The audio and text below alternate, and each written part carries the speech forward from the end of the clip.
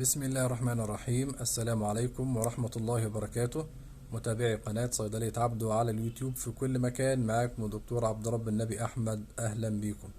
النهاردة إن شاء الله هنتكلم عن عرض جانبي بيكون مصاحب لبعض الأدوية اللي بيتناولها مرضى القلب ومرضى ارتفاع ضغط الدم. العرض الجانبي دوت هو السعال الجاف أو الكحة الناشفة. الكحة الناشفة دي بتكون مصاحبة لبعض الأدوية اللي بيتناولها مرضى ضغط الدم المرتفع أو مرضى القلب. الأدوية دي بتتمثل في مجموعة دوائية اسمها الإيس انهبيتورز أو الأنجيوتنسين كونفرتنج انزيم انهبيتورز، زي الكابوتين والكابتوبريل والإيزابريل والزيستريل وغيرهم من المثيل.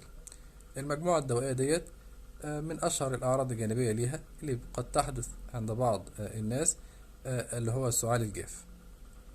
والسعال الجاف دوت يعني مهما المريض أخذ من أدوية لعلاج الكحة مش هتعالجه يعني، لأن علاج حالة سعال الجاف هنا علاجها إن المريض يرجع لطبيب القلب أو طبيب الباطنة اللي بيتابع معاه، وساعتها هينقل له بقى، هيغير له الدواء خالص من كابوتين مثلا، هيغيره له لمجموعة دوائية تانية خالص، دواء زي الأتاكند على سبيل المثال.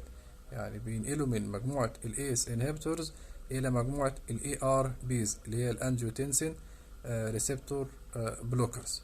المجموعة دي بتعالج القلب وبتعالج ارتفاع ضغط الدم، وفي نفس الوقت ما بيكونش ليها العرض الجانبي دوت اللي هو السعال الجاف.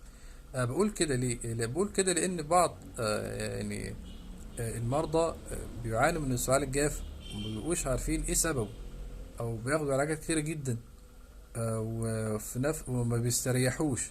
فاحنا بندور، المفروض أصلا أساسا في بداية خالص بنسأل، بنشوف المريض ايه الأدوية اللي بيتناولها، لأن قد تكون من الأدوية اللي بيتناولها بعض الأدوية اللي بيكون لها أعراض جانبية بتتمثل في سعال الجاف، زي ما قلنا على سبيل المثال، مثلا زي الادويه اللي احنا قلناها دلوقتي اللي مجموعه الاس انهبيتورز اللي هي مجموعه الكابوتين والكابتوبريل وغيره. طبعا هنا بنرجع للطبيب، يعني الطبيب هو اللي ليه الصلاحيه في انه يغير لنا الدواء، وهو برضه اللي ليه الصلاحيه في انه يظبط لنا الجرعه المناسبه لكل حاله. شكرا لكم والسلام عليكم ورحمه الله وبركاته.